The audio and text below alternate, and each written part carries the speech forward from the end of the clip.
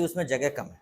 ठीक है, देखिए मैं आपको ये बता रहा था कि आखिर किसी किसी का बच्चे का पढ़ने में दिमाग तेज है और किसी किसी बच्चे का दिमाग कमज़ोर है पढ़ने में। ऐसा क्यों होता है? क्योंकि आपने देखा होगा कि जिन बच्चों के माता पिता बहुत होशियार हैं, बहुत इंटेलिजेंट हैं, उनके बच्चे वाकई बहुत होशियार हैं और इंटेलिजेंट हैं।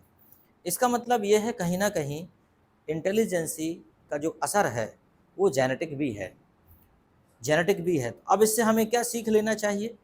अब चूंकि हम अपने माता पिता को तो नहीं बदल सकते, हमारे पास ऑप्शन नहीं है, लेकिन चूंकि हम आने वाली पीढ़ी में एक बहुत बड़ा बदलाव कर सकते हैं जब हम ये जानते हैं कि इंटेलिजेंट माता पिता के बच्चे इंटेलिजेंट होते हैं और हम भी भविष्य के माता पिता हैं। बताइए, हैं कि नहीं हम भविष्य के माता पिता? जब हम भविष्य के माता पिता हैं तो क्यों ना हम अपने आप के ऊपर इतना काम करें, इतना काम करें कि हम खुद ही इंटेलिजेंट हो जाएं। हो सकते हैं कि नहीं?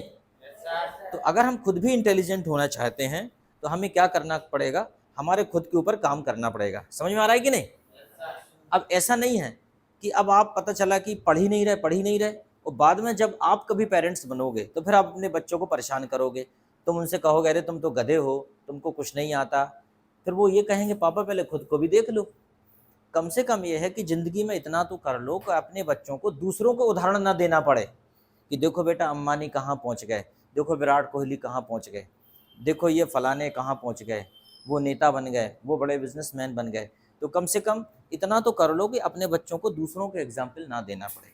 तो कहने का तात्पर्य अल्टीमेटली ये है कि हमें ज़िंदगी में अपने ऊपर ही काम करना है। देखो हम अपनी आने वाली पीढ़ियों के लिए दो प्रकार की विरासत छोड़ते हैं। एक विरासत वो होती धन संपत्ति, लोग अपने बच्चों के लिए जोड़ते हैं कि नहीं?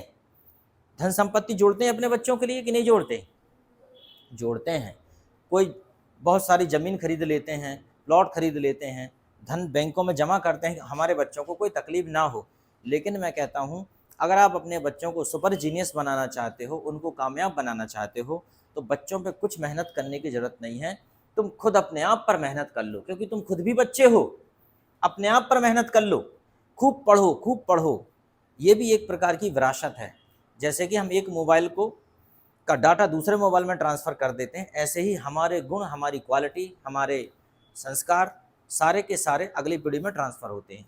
तो अगर आप आने वाली पीढ़ियों को सुधारना चाहते हो तो सबसे पहला काम है खुद पर काम करना। दूसरों से कोई उम्मीद नहीं की जा सकती। दुनिया का कोई भी काम सबसे अच्छा हम स्वयं कर सकते हैं। समझ में आया? दूसरा कोई काम करता है हमारे मन नहीं भराता। तो दुनिया का कोई भी काम सबसे अच्छा सिर्फ हम कर सकते हैं, और चूंकि हमारे पास अवसर है, हमारे पास मौका है। अब बताइए, मुझे इंग्लिश आती है, मैं इंग्लिश